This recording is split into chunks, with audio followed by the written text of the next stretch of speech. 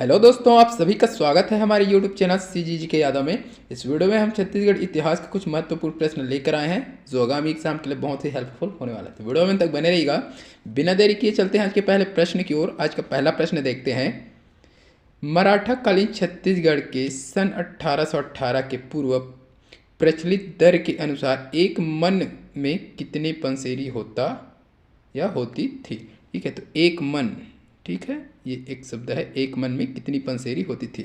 मराठा कालीन छत्तीसगढ़ 1818 के पूर्व प्रचलित दर है ना। तो पूर्व में क्या चल रहा था उसमें एक मन, तो उसको एक मन में कितना पंसेरी होता था वो बताना है आपको। 8 पंसेरी दिया है, 5 पंसेरी, 20 पंसेरी और 14 पंसेरी। जिसको भी पता है कमेंट करके आंसर बताइएगा। ठीक है,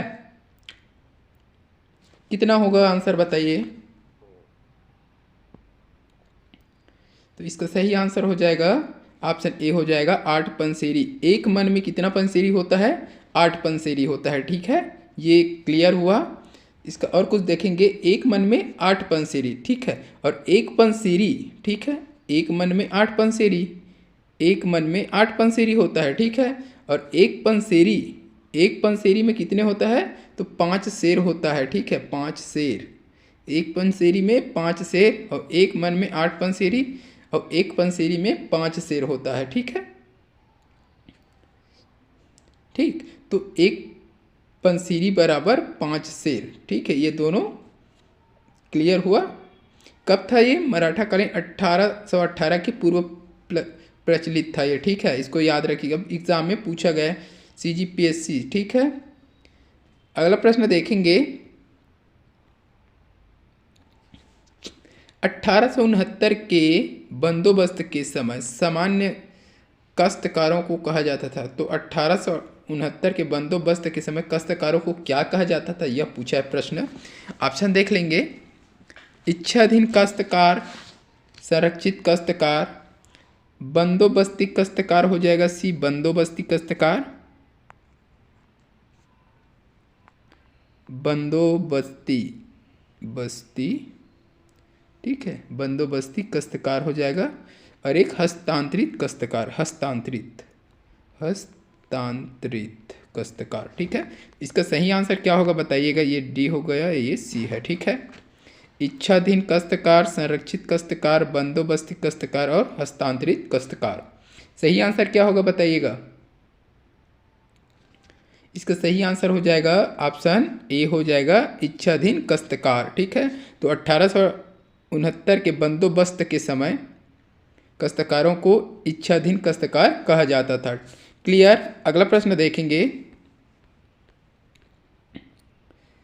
सरभपुरी राजवंश की राजमुद्रा में निम्नलिखित में से कौन सा चिन्ह मिलता है।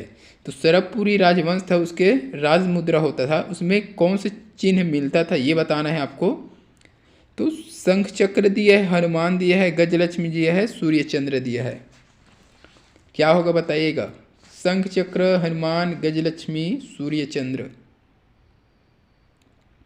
इसका सही आंसर हो जाएगा ऑप्शन सी हो जाएगा, गजलक्ष्मी। सरभपुरी राजवंश की राजमुद्रा में गजलक्ष्मी का चिन्ह मिलता है। ठीक है, अगला प्रश्न देखेंगे। बिलासपुर जिले के कोनी शिलालेख से प्राप्त जानकारी के अनुसार सर्वाधिकारी पुरुषोत्तम को कौन सा ग्राम दान में दिया गया था।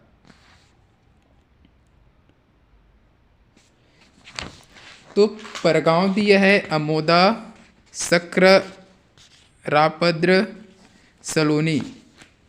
क्या होगा इसका सही आंसर बताइएगा।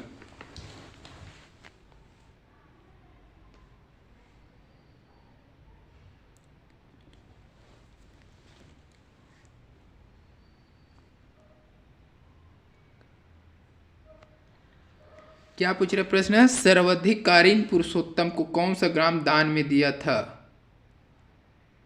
परगांव, अमोदा, सरकरापद्र, सलोनी। तो इसका सही आंसर जो हो जाएगा ऑप्शन डी हो जाएगा, सलोनी। ठीक है, बिलासपुर जिले के कोनी शिलालेख से प्राप्त जानकारी के अनुसार सर्वाधिकारीन पुरुषोत्तम को सलोनी ग्राम दान में दिया गया था। ठीक है, अगला प्रश्न देखेंगे, देवपाल मोची किस स्थान से संबंधित है। इससे प्रश्न बार बार आ रहा है अभी, है ना, देवपाल मोची से। तो किस स्थान से संबंधित है ये? मल्हार, खल्लारी, पाली, पानाबरस। क्या हो जाएगा बताइएगा। जिसको भी पता है कमेंट करके आंसर बताइए। जो लोग अभी तक वीडियो को लाइक नहीं किए हैं लाइक कर दीजिए। चैनल में जो लोग नए हैं चैनल को सब्सक्राइब कर लीजिए। बेल आइकन की घंटी जरूर दबाएं ताकि हमारे अगले वीडियो का नोटिफिकेशन आपको मिल सके। देवपाल मोची किस स्थान से संबंधित है? तो इसका आंसर जो हो जाएगा ऑप्शन बी हो जाएगा, खल्लारी। देवपाल मोची खल्लारी से संबंधित है। देवपाल मोची ने खल्लारी में एक मंदिर का निर्माण कराया था। कौन सा मंदिर है वह? नारायण नाम का मंदिर है ना, नारायण मंदिर, नारायण मंदिर। तो नारायण मंदिर का निर्माण किसने कराया था यह भी पूछा जा सकता है। एक प्रश्न यहाँ से बन जाएगा, नारायण मंदिर का निर्माण किसने कराया है? तो देवपाल मोची ने। कहाँ? खल्लारी में। ठीक है, इतना क्लियर। अगला प्रश्न देखेंगे, निम्नलिखित में से कौन रघुजी तृतीय के शासन में छत्तीसगढ़ का जिलेदार नहीं था? तो ये 4 दिया है, उसमें रघुजी तृतीय के शासनकाल में जिलेदार नहीं था, उसको बताना है कौन है जो जिलेदार नहीं था। तो कृष्णराव अप्पा दिया है, कृष्णराव अप्पा, गोविंद राव, केशव गोविंद, इंटुक राव। सही आंसर क्या हो जाएगा बताइएगा। कृष्णराव अप्पा, गोविंद राव, केशव गोविंद और इंटुक राव। तो इसका सही आंसर हो जाएगा ऑप्शन सी हो जाएगा, केशव गोविंद। केशव गोविंद जो है रघुजी तृतीय के शासन काल में छत्तीसगढ़ का जिलेदार नहीं था। ठीक है, तो रघुजी तृतीय के शासन काल में छत्तीसगढ़ के जिलेदार कौन कौन से थे? कृष्णराव अप्पा, अमृतराव, सदरुद्दीन, दुर्गा प्रसाद, इंटुक राव, सखाराम बापू, गोविंद राव तथा गोपाल राव थे। ठीक है, तो गोपाल राव जो थे अंतिम जिलेदार थे। ठीक है, छत्तीसगढ़ का उसके शासनकाल का अंतिम जिलेदार कौन था? तो गोपाल राव था, इसको भी याद रखिएगा। जबकि केशव गोविंद ब्यांको के काल में सूबेदार था। ये केशव गोविंद जी थे, ये ब्यांको जी के काल में सूबेदार था। केशव गोविंद ब्यांको जी के काल में क्या था? सूबेदार था। ठीक है, इसको याद रखिएगा। अगला प्रश्न देखेंगे, बस्तर और करौंद का विवाद छत्तीसगढ़ के किस ब्रिटिश प्रशासक के सामने आया था? बस्तर और करौंद का विवाद हुआ था और छत्तीसगढ़ के किस ब्रिटिश प्रशासक के सामने आया था? तो एग्न्यू दिया है, सैंडिस दिया है, क्रॉफर्ड, विल्किंसन। क्या हो जाएगा आंसर बताइएगा। तो इसका बी ऑप्शन जो है सही हो जाएगा। ठीक है, सैंडिस। बस्तर और करौंद का विवाद जो है छत्तीसगढ़ के ब्रिटिश शासक सैंडिस थे उसके सामने आया था। ठीक है, अगला प्रश्न देखेंगे, रायपुर में यूथ लीग का गठन किस वर्ष हुआ था? यूथ लीग का गठन 1928, 1930, 1929, 1927। तो ये पिछले वीडियो में बता दिया हूँ मैं यूथ लीग का गठन। ठीक है, कौन कौन था, कब हुआ था, ये सभी बताया गया है उसमें। तो जल्दी से बताइए, जो लोग देखे नहीं हैं उसको भी जा करके देख लीजिएगा। इसका सही आंसर क्या होगा? इसका सही आंसर हो जाएगा ऑप्शन ए हो जाएगा, 1928 में यूथ लीग का गठन हुआ था। ठीक है, कहाँ हुआ था? रायपुर में। ठीक है, इसको भी याद रखिएगा, रायपुर में हुआ था। यूथ लीग का गठन रायपुर में हुआ था। ठीक है, और कौन कौन शामिल थे ये भी पूछा जा सकता है ना। ठाकुर प्यारेलाल। ठीक है, ठाकुर प्यारेलाल, ठाकुर प्यारेलाल हो जाएगा, मौलाना हो जाएगा। ठीक है, मौलाना और यति यतन लाल, यह तीनों शामिल थे रायपुर में यूथ लीग के गठन में। ठीक है, इसको याद रखिएगा। 1928 रायपुर में ठाकुर प्यारेलाल, मौलाना और यति यतन लाल, यह तीनों शामिल थे। ठीक है, इसको भी याद रखिएगा। क्लियर। अगला प्रश्न देखेंगे, सावंत भारती किससे संबंधित है? सावंत भारती किससे संबंधित है बताना है। शांति दूत दिया है, विद्रोह से दिया है, समाज सेवा से, देश सेवा से। ये लगभग सभी को पता होगा, विद्रोह हो जाएगा इसका सही आंसर। सावंत भारती विद्रोह से संबंधित था। ठीक है, तो सावंत भारती मराठा शासक के समय एक विद्रोही था जिसने एग्न्यू के अध्यक्ष बनने पर अपनी सजा माफी का अर्जी प्रस्तुत किया था।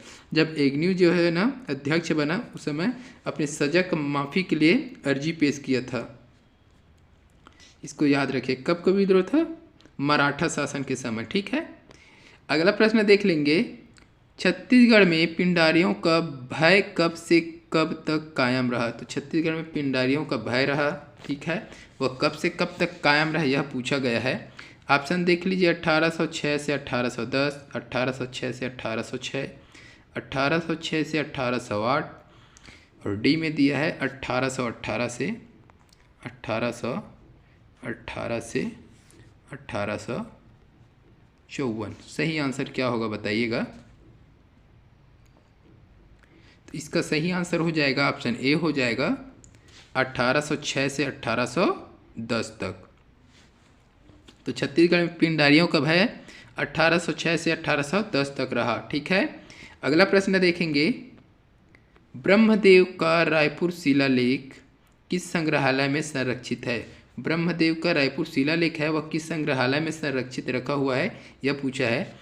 दिल्ली, रायपुर, नागपुर, भोपाल। सही आंसर क्या होगा कमेंट में बताइएगा। और जो लोग वीडियो को लाइक नहीं किए हैं लाइक कर दीजिए। चैनल में नए जुड़ने वाले चैनल को सब्सक्राइब कर लीजिए, आपको इसी प्रकार का वीडियो हमारे इस चैनल में मिलता रहेगा। कहाँ संरक्षित है? दिल्ली, रायपुर, नागपुर, भोपाल। इसका सही आंसर हो जाएगा ऑप्शन बी हो जाएगा रायपुर में। ठीक है, तो ब्रह्मदेव का रायपुर शिलालेख रायपुर के संग्रहालय में संरक्षित है, इसको याद रखिएगा। अगला प्रश्न देखेंगे। कुरुषपाल अभिलेख के अनुसार बस्तर के किस शासक ने मधुरांतक देव का वध किया था? किस अभिलेख के अनुसार? कुरुषपाल लेख के अनुसार बस्तर के किस शासक ने, बस्तर का कौन सा शासक है जिसने मधुरांतक देव का क्या कर दिया था? वध कर दिया था। तो जगदेव भूषण दिया है, नृपति भूषण, सोमेश्वर देव प्रथम, हरिश्चंद्र देव। क्या होगा इसका आंसर बताइएगा। सही आंसर इसका हो जाएगा ऑप्शन सी हो जाएगा सोमेश्वर देव प्रथम। सोमेश्वर देव प्रथम ने बस्तर के मधुरांतक देव का वध किया था। ठीक है, अगला प्रश्न देखेंगे। संविधान निर्मात्री सभा के सदस्य के रूप में छत्तीसगढ़ सामंती नरेशों की ओर निम्न में से किसका निर्वाचन हुआ था? प्रश्न को एक बार देख लीजिए। संविधान निर्मात्री सभा के लिए है ना, संविधान निर्मात्री सभा के सदस्य के रूप में छत्तीसगढ़ सामंती नरेशों की ओर से निम्न में से किसका निर्वाचन हुआ था? तो रघुराज सिंह, किशोर मोहन त्रिपाठी, घनश्याम सिंह गुप्त, बैरिस्टर छेदीलाल। क्या होगा इसका आंसर बताइएगा। किसका निर्वाचन हुआ था? तो रघुराज सिंह का हुआ था। ठीक है, पिछले वीडियो में बताया था मैंने। संविधान निर्मात्री सभा के सदस्य के रूप में छत्तीसगढ़ के सामंती नरेशों की ओर से रघुराज सिंह को क्या किया? चुना गया था। ठीक है, संविधान निर्मात्री सभा के सदस्य के लिए। ठीक है, अगला प्रश्न देखेंगे। सविनय अवज्ञा आंदोलन के समय रायपुर जिला काउंसिलिंग कब भंग की गई थी? तो रायपुर जिला काउंसिलिंग भंग किया गया था कब? सविनय अवज्ञा आंदोलन के समय। तो वो डेट बताना है आपको, समय बताना है। ठीक है, तो 6 जून 1930, 12 जून 1930, 15 अप्रैल 1930 और 29 मई 1930। डी में दिया है 29। ठीक है, 29 मई 1930। सही आंसर क्या होगा बताइएगा। इसका सही आंसर होगा ऑप्शन बी हो जाएगा 12 जून 1930। ठीक है, तो 12 जून 1930 को सविनय अवज्ञा आंदोलन के समय रायपुर जिला काउंसिलिंग भंग कर दी गई थी। ठीक है, अगला प्रश्न देखेंगे। छत्तीसगढ़ के मल्हार में निम्नलिखित में से किस सातवाहन शासक के सिक्के प्राप्त नहीं हुए हैं? तो नहीं हुए हैं पूछा गया है। ठीक है, छत्तीसगढ़ के मल्हार से किस सातवाहन शासक का सिक्के प्राप्त नहीं हुए वो बताना है। वेदश्री दिया है, पंडुका दिया है, अपिलक दिया है, सिमुक दिया है। पुडुमा है, ये पुडुमा है ना। क्या हो जाएगा इसका सही आंसर? ऑप्शन डी इसका सही आंसर है, सिमुक। ठीक है, छत्तीसगढ़ के मल्हार में सिमुक सातवाहन शासक के सिक्के प्राप्त नहीं हुए, बाकी यह तीनों का हुआ है। ठीक है, इसको भी याद रखिएगा, ये तीनों का हुआ है, सिमुक का नहीं हुआ है ना। अगला प्रश्न देखेंगे, छत्तीसगढ़ शासक बिम्बाजी भोसले की मृत्यु कब हुई? तो छत्तीसगढ़ शासक कौन था? बिम्बाजी भोसले, उसकी मृत्यु कब हुई थी यह पूछा गया है। तो 17 दिसंबर 1797 ईस्वी में, 17 दिसंबर 1787 में, 17 दिसंबर 1797 ईस्वी में, 7 दिसंबर 1797 में और 7 दिसंबर 1787 में। क्या होगा इसका सही आंसर बताइएगा। डी ऑप्शन जो है इसका सही हो जाएगा, 7 दिसंबर 1787 में बिम्बाजी भोसले की मृत्यु हुई थी। ठीक है, अगला प्रश्न देखेंगे, छत्तीसगढ़ के निम्नलिखित में से किस स्थान में महापाषाण युगीन सभ्यता के अवशेष प्राप्त हुए हैं? बानाबरत दिया है, टेंगना दिया है, ताला दिया है, कांकेर घाटी दिया है। क्या होगा इसका सही आंसर? बी हो जाएगा, टेंगना। तो छत्तीसगढ़ के टेंगना स्थान में, टेंगना नामक स्थान में महापाषाण युगीन सभ्यता के अवशेष प्राप्त हुए हैं, इसको भी याद रखिएगा। अगला प्रश्न देखेंगे, भारत छोड़ो आंदोलन 9 अगस्त 1942 को रायपुर में जुलूस का प्रारंभ किस स्थान से हुआ था? ठीक है, क्या होगा इसका आंसर? भारत छोड़ो आंदोलन 9 अगस्त 1942 को रायपुर में जुलूस का प्रारंभ किस स्थान से हुआ था?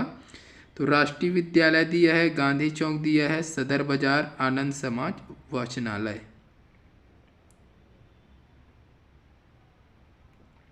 तो इसका सही आंसर हो जाएगा ऑप्शन ए हो जाएगा, राष्ट्रीय विद्यालय। ठीक है, तो भारत छोड़ो आंदोलन 9 अगस्त 1942 को रायपुर जो जुलूस का प्रारंभ हुआ था वह राष्ट्रीय विद्यालय से हुआ था। ठीक है, क्लियर। अगला प्रश्न देखेंगे, बस्तर क्षेत्र में सन 1856 में अंग्रेजी सरकार के खिलाफ विद्रोह करने पर किसको फांसी दी गई? तो बस्तर क्षेत्र से 1856 में अंग्रेज सरकार के खिलाफ क्या किया गया था? विद्रोह किया गया था, तो फांसी दे दिया गया था। तो किसको फांसी दिया गया था यह पूछा गया है। यादव राव दिया है, ध्रुवा राव, बाबू राव, वेंकट राव। क्या होगा सही आंसर बताइएगा। ठीक, बी ऑप्शन जो है सही हो जाएगा, ध्रुवा राव। तो बस्तर क्षेत्र में 1856 में अंग्रेज सरकार के खिलाफ विद्रोह करने पर ध्रुवा राव को फांसी दे दिया गया था। ठीक है, इसको याद रखिएगा। ध्रुवा राव कौन था करके भी आता है। ठीक है, प्रश्न ध्रुवा राव कौन था? तो लिंगागिरी विद्रोह। ठीक है, लिंगागिरी विद्रोह के क्या थे? ये नेता थे, इसको भी याद रखिएगा। अगला प्रश्न देखेंगे और इस वीडियो का लास्ट प्रश्न रहेगा, फडणवीस किस शासन काल का राजस्व अधिकारी था? कलचुरी शासन, ब्रिटिश शासन, मराठा शासन, नाग शासन।